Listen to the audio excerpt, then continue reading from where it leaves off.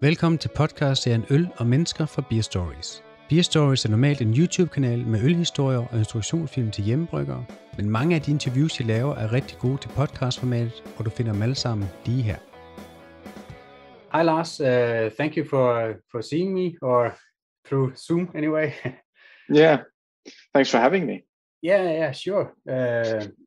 You have a really interesting background, I think. As a beer geek, I've heard your name mentioned quite a lot of times, especially regarding Kveik yeast. And then I listened to a podcast with you.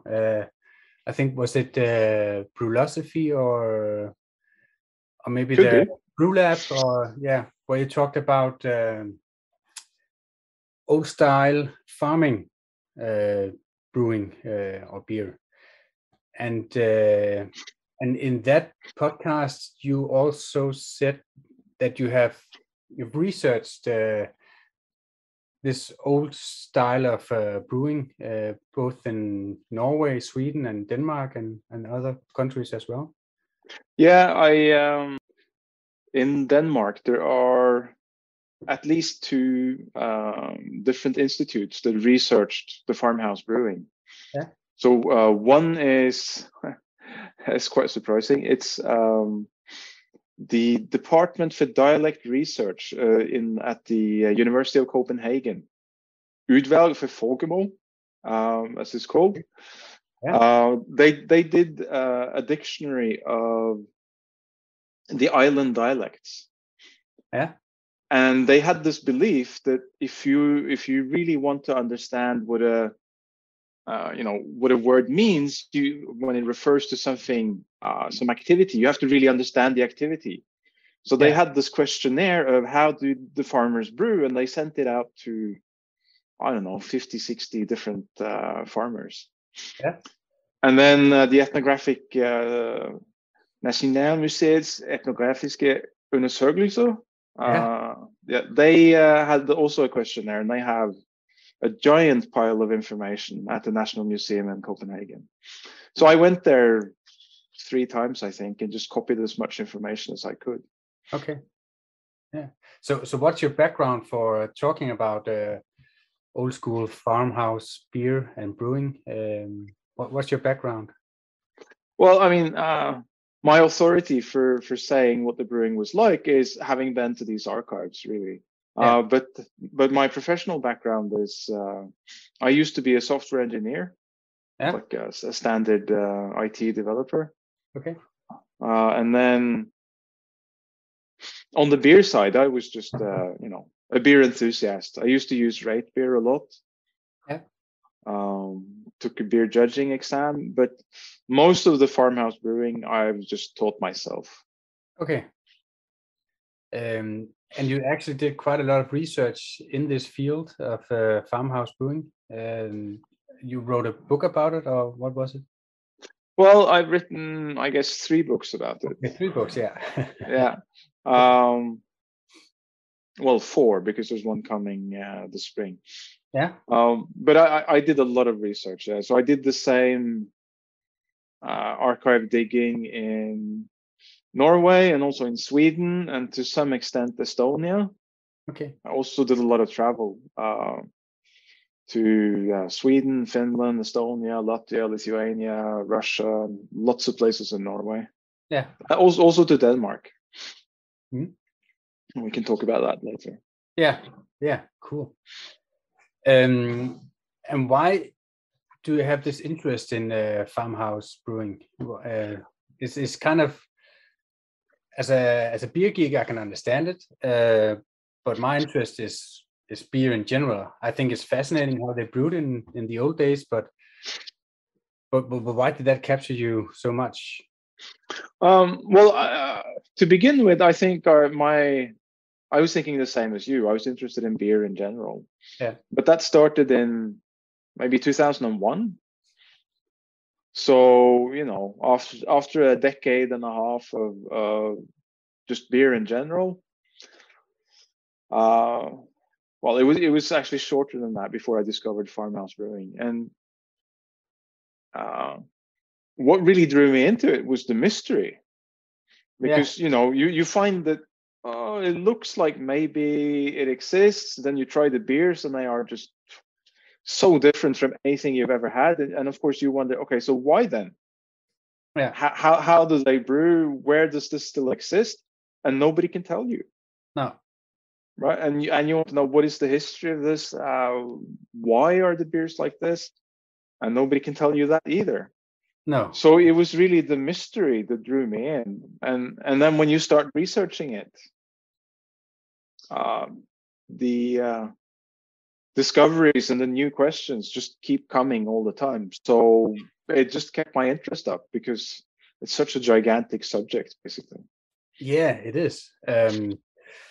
I've read quite a lot about how they brewed beer from like the 1500s, but most of the literature you can find when searching for Danish beer is how they brewed inside the walls of Copenhagen. Yeah, they had over 100 breweries inside the walls of Copenhagen, and they couldn't brew beer at all. They had poor water until Carlsberg was founded at Valby Bakke. But they must have brewed beer if they had 100 breweries. Yeah, they brewed beer, but they were bad beer. To some extent, they had bad water anyway. Yes. Really bad water. Some probably made good beer. I don't know, but it was certainly very different beer. Yeah. And then Carlsberg kind of was founded and took over the Danish beer scene. So when people in Denmark think about beer and Danish beer, they think about Carlsberg. So that whole history from about 1850 and before that, all that history is kind of forgotten or gone. And we have such a huge history in Denmark with brewing beer. Egtvedpigen, she is about 5,000 years old or whatever, and she was actually buried with some kind of Berliner Weisse fruited sour beer. With I think comparing it with Berliner Weisse is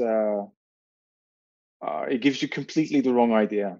Yeah, probably. Yeah, but with the beer that there was some wheat in, absolutely.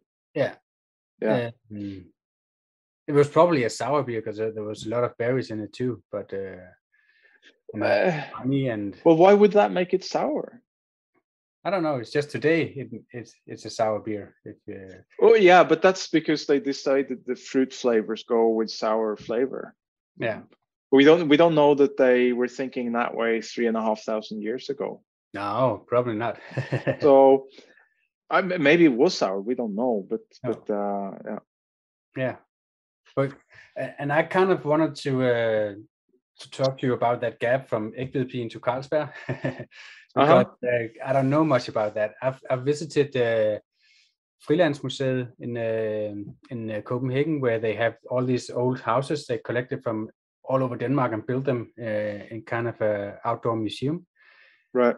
And you see in all of these old houses, they have kind of a brewery. They have a bryggers where the women they brew beer, and that's kind of it. That's all I know about that, because there's not a lot of information to read about it.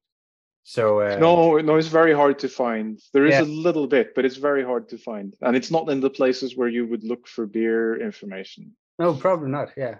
So how did the Danish farmers brew beer in the old days? Well, how many hours do you have? So the thing is, the old farmhouse brewers did not read textbooks. Brewing was something you learned from your parents. Yeah. So there was just an infinity of different methods, basically. Yeah. Just the variation is just mind-blowing. But most of them made their own malts. So it was their own grain that they were brewing from. And of course, that's why they were brewing, right? They didn't have to pay anything to brew. No.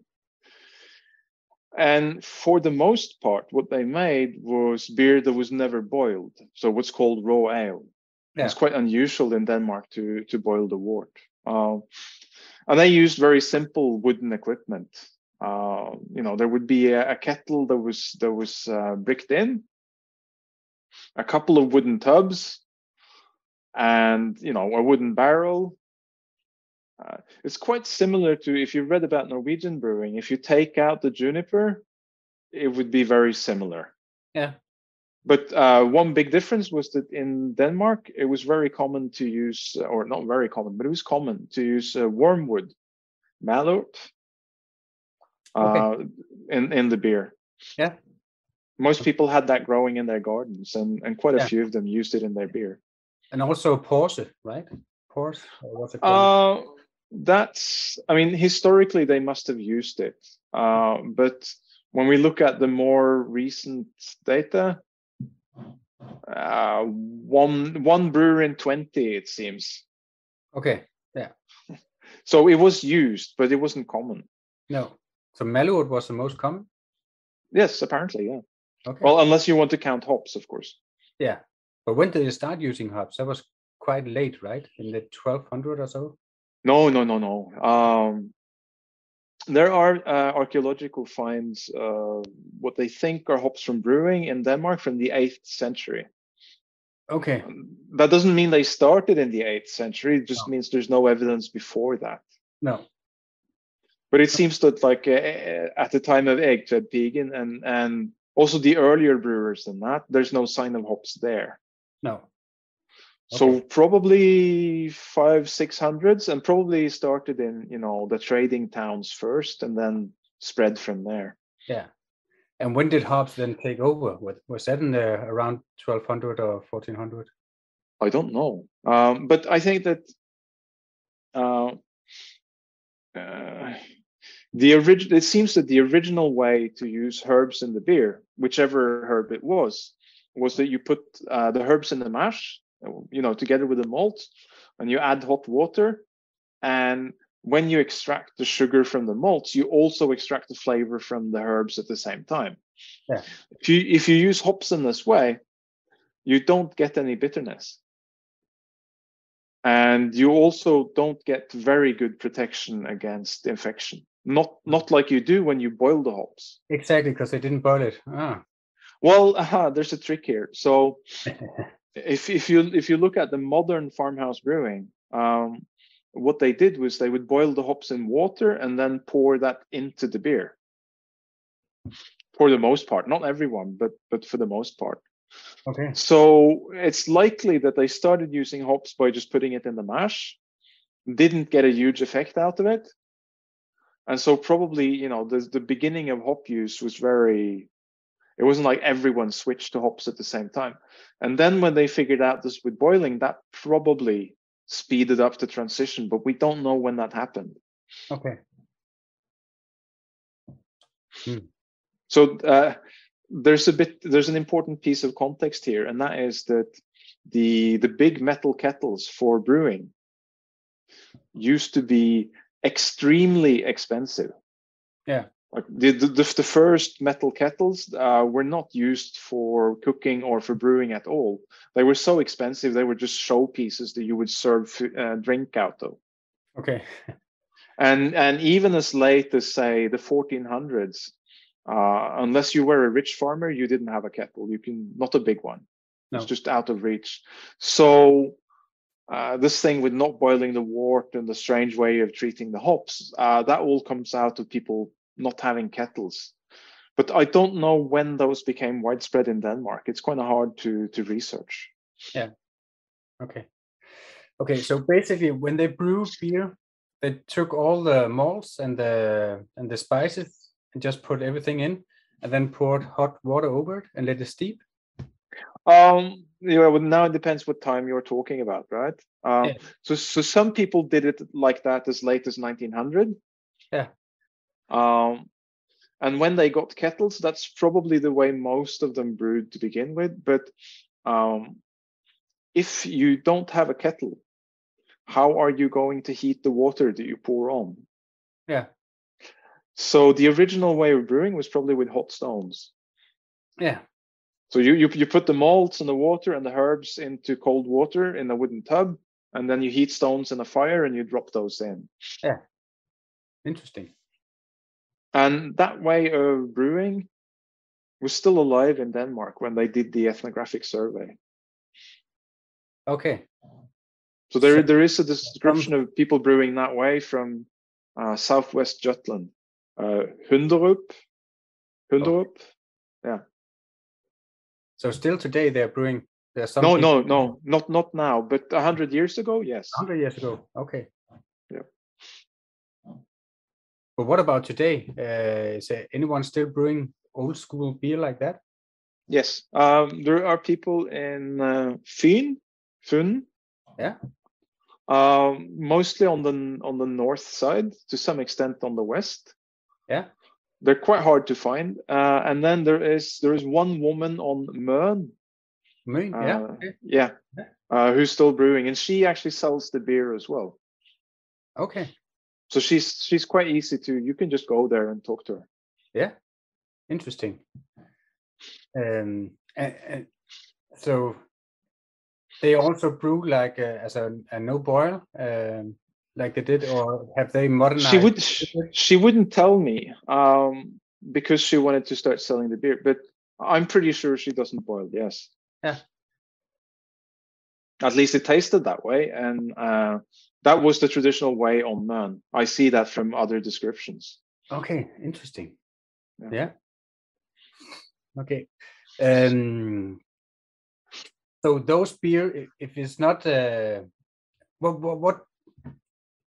what would you describe that beer as if you were to compare it to kind of a modern beer style? Or right? There is no modern beer style to really compare with. It's too different for that. Yeah. And also there's a difference between the beer that people make now and the beer that they made a century ago. But if we talk about the classic beer that they made a century ago, most of it was smoked. Yeah, quite heavily smoked. Yeah, it was the only way to kind of dry the malts or kill the malts. Nah, not really. It's just for some. Well, it's not hard to make malt which is not smoked. You just dry it in the sun. Yeah. Okay. And in northwest Jutland, that's what people did. Yeah. And there's also ways of drying it that give you just a lightly smoked malt. But for some reason, they didn't do that. I don't really know why. So that would have been a huge difference. Another. When are we talking here? Is that 500 years ago or? No. If you go to this Frilandsmuseum again, yeah, and you look more closely, you'll see the malt kilns there. Those were in use in 1900. Okay. And a very common way to build it was that you had the big oven in the bryggers. Yeah. Bryggers. Yeah. And you have the fireplace, just like normal, right? But in the chimney, there would be an opening, a door basically into the chimney. Yeah. And there was this construction where you could put the malts to dry them, and underneath would be this kind of pyramid that would keep the sparks from the fire from setting fire to the malts. Okay, so that's. But there there were other types of kilns as well that where you had a side channel to the chimney that led to this drying surface on the top floor. Okay. And there were other methods than that as well. But this was part of every Danish farm. Yeah, basically. Exactly. Yeah. Everyone had this type of drying equipment. Yeah. And is it true it was mostly women who brewed? It seems to have been all women in Denmark. Yeah. Is that different from Norway and Sweden? Sweden was also all women, but Norway had a divide. Western Norway, it was men who brewed, and Eastern Norway was women. Okay. In fact, Eastern Norway, mostly women. When you get into places that are quite remote, suddenly it's men. So okay. It looks like it used to be all men, but there's no sources for that. It's impossible to say. Yeah. Okay. But you were asking what the beer was like, and we kind of sidetracked. So the big thing that you would notice would first be the smoke. Yeah. And then the second thing you would notice would be the absence of carbonation. Yeah. So it would be like an English cask ale. Yeah. And it would be not, well, this varies, but some of them would seem sweet because there would be so little hops. But in other cases, there would be a lot of hops, actually. Okay. And then, of course, the flavor from wort that isn't boiled. That would also strike you quite powerfully, I think. Okay, interesting. Yeah, I think I have to. Can you give me a recipe so I can? Yeah, sure. Yeah? Sure. There's recipes in my book and for Danish beer. Yeah. But I can send you one as well. It's no problem. Yeah, that would be cool. Can I publish it in the description of the video? Yeah, sure. No problem. Cool. I'll do that. Yeah, and also send me some links to your books. That would be really awesome. Yeah. Yeah. It's only one that has information about Danish beer, but I'll show you. Yeah. Perfect. So what kind of yeast did they use? Was it kind of like a Kveik yeast, or is that especially in Norway? Big question. So they historically everyone had their own yeast in the same way as the Kveik brewers. But in Norway they dried the yeast, and in Denmark they usually didn't. Because in Denmark you brewed once a month or every other week. Yeah. So it barely had time to dry before you would use it again. Okay. But we don't know anything about it genetically. Was it related to Kveik, or was it something completely different? We just don't know. No. What we do know. What? What we do know is that it fermented at the same temperatures, just as hot. Right. Okay. Yep, exactly the same. That was the same all over Europe. Yeah. It was the same in England. It was the same in Russia. It was the same in anywhere you like. Okay. And also the very fast fermentation, like Kveik. Okay. But what were the flavors? We have no idea. Absolutely no clue at all. But okay, so it was this kind of wild yeast? No, not wild. Kveik is not wild yeast, and neither was the Danish. Okay. This is a complete misconception. So if you look at for Kveik, we've been able to study this very closely, and one thing is it's in the same family of yeast as modern ale yeast. Yeah. Its closest relative in the tree is actually Hefeweizen yeast. Okay. But that's misleading. But what it really tells you is this is just as domesticated as any other brewer's yeast. And if you look at how people use Kveik today, you can the fit between how they use it and the genetics of the yeast are incredible. It's like a lock and a key. Yeah. This yeast is exquisitely adapted to being used the way that it's being used. Yeah. And it must have been the same with the Danish yeast. It can't have been different in that regard. Okay. Yeah. Yeah, and that's probably because they maybe 2,000 more or 5,000 years ago they had this wild yeast, and the way they used it is it kind of mutated into Kveik. Yes. Or kind of house ale. Yeah. Yes. So it was domesticated when they it was domesticated when they were reusing it, basically. Yeah. So it adapted to their brewing. Yeah. Yeah. Interesting. I wonder if Carlsberg or any of the laboratories actually have got some kind of old Danish farm yeast. I asked them, and the answer I got from Carlsberg was that they have an insane number of yeast strains in their collection. And then he looked at me and said, but the index is cards. You can't search it. It's paper cards. Okay. So he said they are digitizing it, but so I'm sure somebody is going through that index now, thinking, do we have anything? But I haven't heard anything. No. Okay. But they might well have. It wouldn't be surprising if they did. No. Because I know they made this rebrew from 1883, and that yeast, they are actually not using that yeast in the production beer now, because I did an interview with them, but it's a very, very similar yeast, but it wasn't quite, the quality wasn't as good as it could be. So, but they have that yeast from 1883, the original Carlsberg yeast. Yeah. They probably have something from before that. They made the laboratory in 1875, I think, and they started collecting yeast at that time, actually. So even before 1883, okay. Because 1883 is the year that they did their major yeast research and kind of revolutionized the use of yeast in brewing. Yeah, exactly. Yeah, interesting. I have a contact in that. I think I'll try to write him and see if. Yeah, please do, and please let me know what he says. Yeah. If do you know any traditions from Denmark?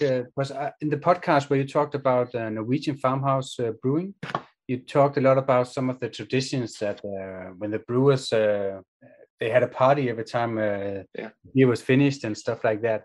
And I know in the Danish language we have words like bryggers that's directly related to beer. Is in English it would just be brewery, I think, or brewers actually. And a word like maternity leave in Danish is barsel. That means child's beer, barns øl. We have all these kind of hidden words in the Danish language that are directly related to beer in somehow. So we have all these traditions that are kind of forgotten. Do you know some of those traditions that we forgot, other than barns øl? It looks like the role of beer in Danish peasant society was different from how it was in Norway. Yeah. Because in Norway you would brew once or twice a year, and then for special occasions. Okay. But so in Denmark, they had the big parties every time. Well, it really was an occasion when you brewed the beer. But in Denmark, beer was the daily drink. It was what you drank for thirst every single day of your life. Yeah. So the tradition in Denmark was that on the kitchen table, there would always be a beer mug, 1 or 2 liters, with beer. And if you were thirsty, you just went to the beer mug and you drank. And if it was empty, you went to the barrel in the cellar and you filled it up again. Yeah. And if the barrel was empty, then your ma had to brew, basically. So this meant that this air of the beer being an unusual treat was not the same, but there were still traditions around it. So one thing was that everybody brewed for Christmas, and you would usually brew a stronger beer for Christmas. Yeah. But the kind of the legendary Danish beer that the farmers really remember as something special was what they called Gammel Dansk, old beer. Yeah. Which you would brew in March or April, typically with double the amount of malt that you used for the normal beer. Yeah. And also double the amount of hops. And then you would store it through the summer, and you would drink it after the grain harvest in the autumn. Yeah, so kind of So there's quite a few descriptions of people having personal traditions around when you open this barrel. Yeah. So then the and stuff like that, maybe. Yeah. Some people say that the neighbors would come over and then they would open the barrel of Gammel Dansk, and maybe the kids would be there, but they would be forbidden to speak. So they could sit there and watch the adults drink this beer, but they couldn't say anything, and they wouldn't get anything. Okay. And some of these traditions that are described from Norway of a lot of the special occasions that you would brew beer for, that must have existed in Denmark as well, as you see through the existence of the word borsel. But I don't know of any descriptions of it. Okay.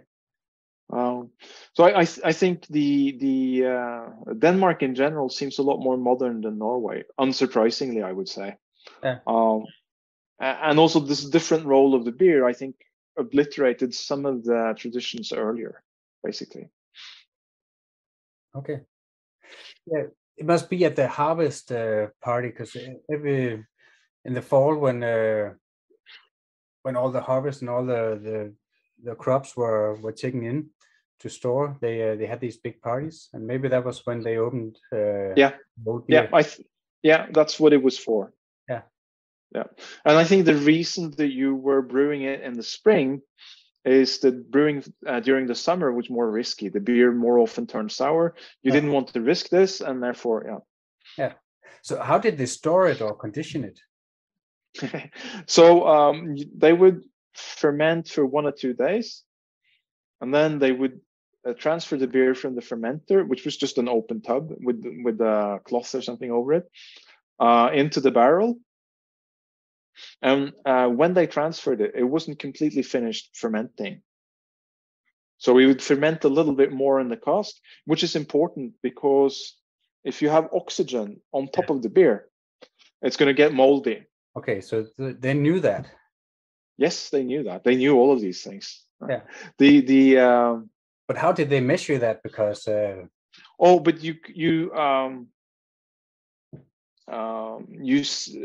this was really a skill to be able to see when the beer was at the right stage of fermentation. Yeah. And a very common way to do it was to take a ladle and move it through the foam. And if the foam closed up again after the ladle, then you weren't done yet. Whereas if this furrow stayed open, then it was time. Yeah, and it was an open fermentation? Well, there was a cloth over it typically. Okay. But nothing more than that. You wanted it to be able to breathe, but you didn't want insects and stuff like that. Oh, okay. Yeah. So when you move it into the barrel, it ferments a little bit, adds a layer of CO2 on top, and then when you can tell that it stopped, you close the barrel. So usually there is a wooden piece that you insert, but to make it really airtight, they would make this dough out of grain and also often ash, and use that to really attach this properly. Okay. And then some pressure might build up in the cask, but nothing like what we're used to in carbonated beer. Oh. And then they would wait perhaps a week if they could, or if they couldn't, they would just drink it right away. Yeah. Because they were drinking beer all day, every day, right? Yeah. Okay, interesting. So you said that there still are some farmhouse brewers out there, but when does it disappear in general in Denmark? It seems that until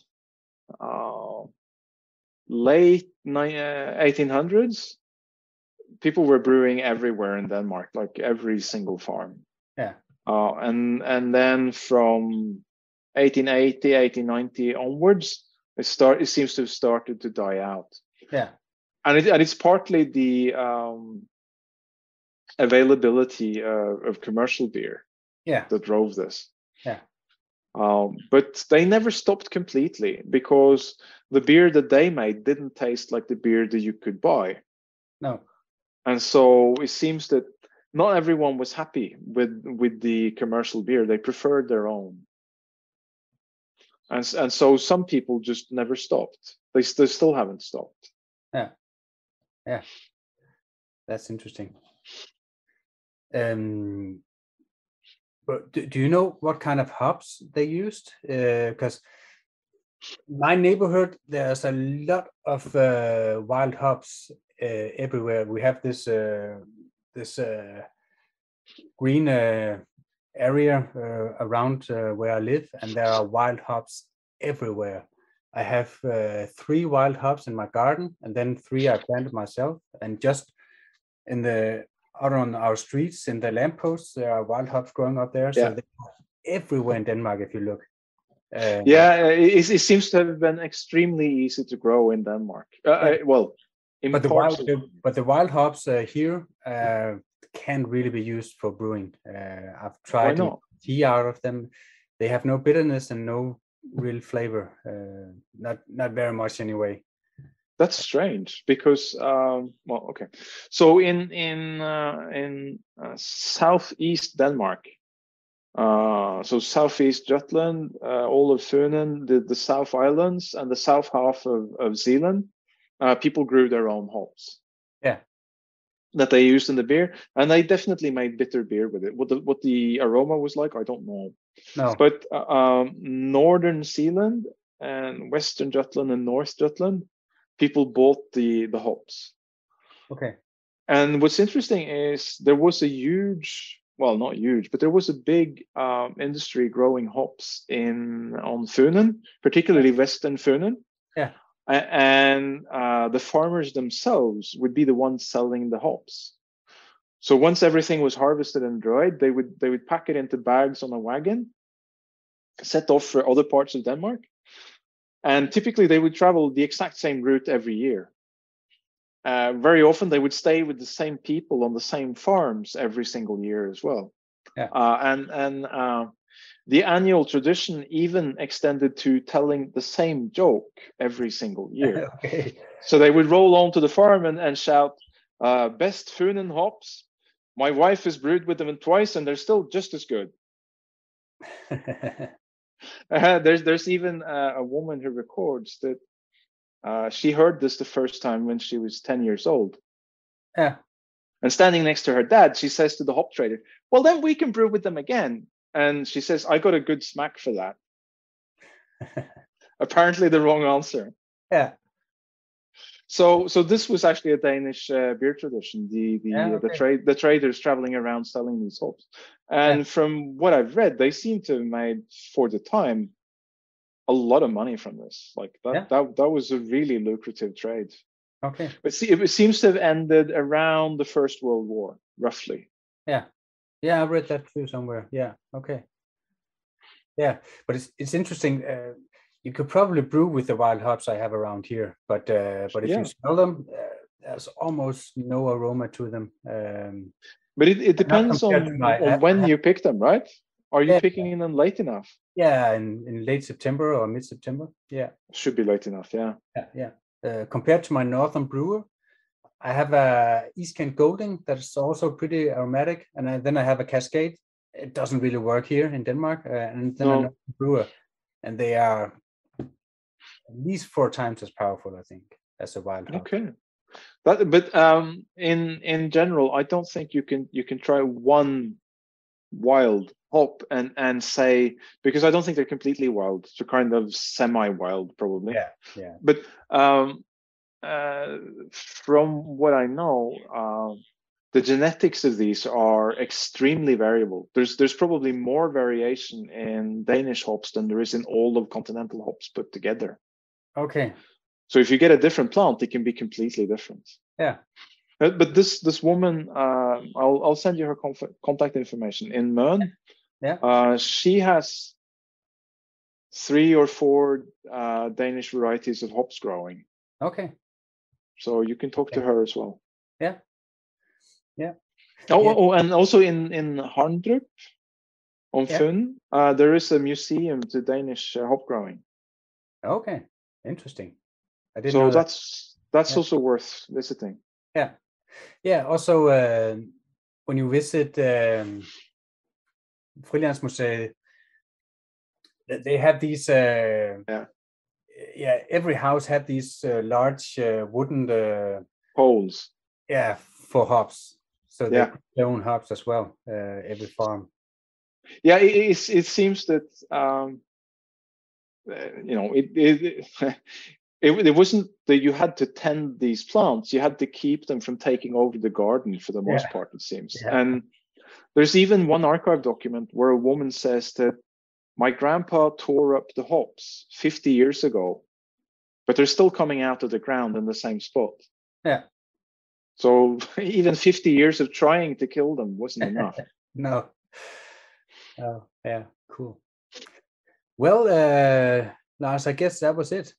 It was really interesting to learn more about the Danish farm beer, and I'm definitely gonna research some more. Great. I think, and maybe get an interview with some of those who still do it that way. That would be fantastic. Yeah. Yeah. And also try and make one out of your recipe, I think. Sure. Cool. Yeah, that would be very cool. Yeah. Let me know how that goes. Yeah, I will. Cool. So yeah, thank you for your time. Yeah, no problem. Thanks for having me on.